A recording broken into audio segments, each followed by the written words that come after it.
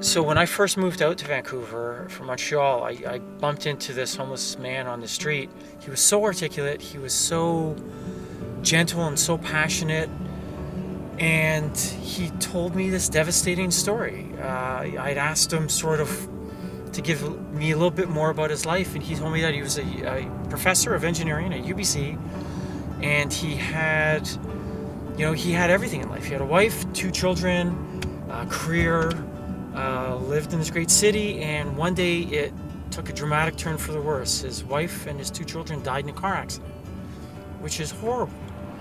And he started drinking, and he eventually lost his job, couldn't keep his job, then he lost his house, and then he ended up on the streets of Vancouver, living on the streets of Vancouver. And it was a horrible story to hear, but it's just one story out of 1,000, and it just shows you why we do what we do. We're trying to help better these lives of these people who've had such a traumatic experience. So, guys, this is the best day of the year for our committee. This is the day where we actually get to allocate the funds that we've worked so hard to raise. It's a record-breaking year. We have a great committee. It's a tremendous group of people. We've been involved for 10 years. There's about 5 of us that have been involved since day one. We've grown to 16 committee members now. It's such a diverse group with an amazing variety of skills that everyone brings to the table, which is wonderful. So I've reached out to all of our partners this year, and they've sent in the proposals, so we can go over all those. We've worked with Covenant for a number of years. We've sponsored their outreach team in the past. One is for housing for young women, another is for their drop-in space, and the last one was for helping house hard-to-house homeless youth. If I really break down some personal connection, Covenant House is something that's been very near and dear to my heart and to my family's heart over the years. One that really sticks out to me is the homeless center common area furniture replacement at Vancouver Harbour Light.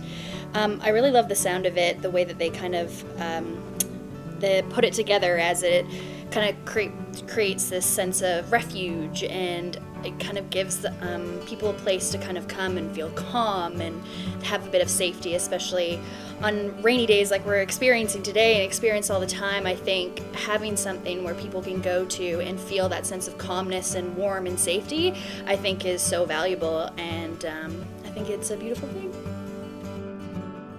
Yeah, so I work for the Urban Native Youth Association. I help run a few programs there, one of them being the Aboriginal Safe House, and so we provide emergency shelter to youth 16 to 18 years old. And being in that environment every day and seeing the things that I see, and being able to take part in a charity like this that can make a difference in those people's lives is something that's really important to me. And I think that this is a great way to be able to do it, and it's grown beyond my wildest expectations from where we started. Everyone knows what they have to do. Well, I got involved for several reasons, and in reality is I know of someone who's gone through a program in Vancouver, and they're a close member of my family or outside group, if you will. So I know that how important homelessness is to the community, to try and help. Number 2 is I actually believe that homelessness is a societal problem, and it's not something that just government should take care of. It's something that we should all be looking to take care of. So it was time for me to find a purpose, and this is my purpose.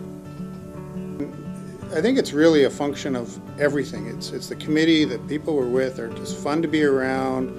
Everyone's volunteering, and we're all working hard and just giving of ourselves.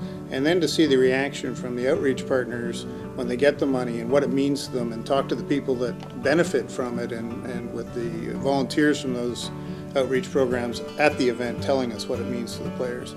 It really, really gets to you. I've been involved with Hockey Helps the Homeless since the beginning, which I believe now is 10 years. We're going 10 years strong.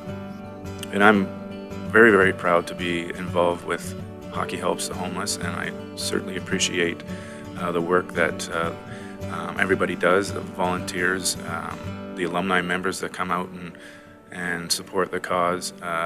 It's a very great feeling when we can go and do what we love to do and raise some good dollars to help these people that are on the streets. My name is Les McCausland, and I'm the Director of Residential Services here at the Salvation Army Belkin House. We're a transitional housing facility that has 225 bed spaces. We have a program that's supportive housing that is called PDP. It's a personal development plan, and people come into it from various places. We run life skills and living skills. We do employment programs, etc. And so Hockey Helps the Homeless have helped us with a number of things in the building. They helped us with a van, which allows us to get with our outreach team to take people to appointments. They've also helped us with our computer lab, and that's helped our residents to connect to agencies, to look for housing, for employment, look at how to do a resume, how to do interviews, and those type of things. Well, what it's done for me is it's allowed me an opportunity to connect with the world and to communicate with friends and family and to help organize myself regarding my next steps forward. Very good. Things are going well? Yeah, they are. Good for you. Thanks for asking. Kirk, I'd like to simply say thank you to Hockey Helps the Homeless. I'm very grateful for the facility and grateful for the equipment. So again, thank you. Pleasure. All right.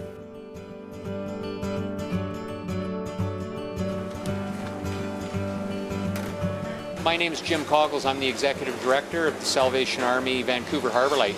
We're a ministry unit of the Salvation Army located downtown Vancouver. We provide a wide variety of services to the community, essentially helping those who are homeless or at risk of homelessness, battling poverty and addiction, to get well in their lives. So we're standing right now in the kitchen. It's a busy operation. We serve a lot of meals every day, between 1,000 and 1,200 meals on any given day to people who are hungry and in need.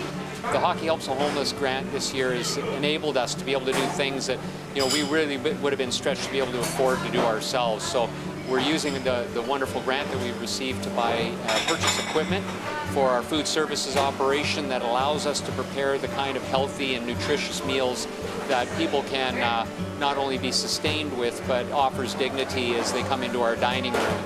And so we're so very pleased to be able to receive this wonderful donation in order to be able to do the critical work that we do here in downtown Vancouver. The reason I got involved with helping the homeless and Hockey Helps Homeless is there's such a dire need in Vancouver for more money and more sort of outreach to help our disenfranchised citizens. I mean, we're all human. They all have stories, just like we all have stories, and their stories are tougher and sadder than most of the people we know. And it's contingent upon us to give them a helping hand, help them get back up on their feet. No matter how we do it, we have to help. It makes it makes our society stronger. The weakest link within our community are the people that need the most help.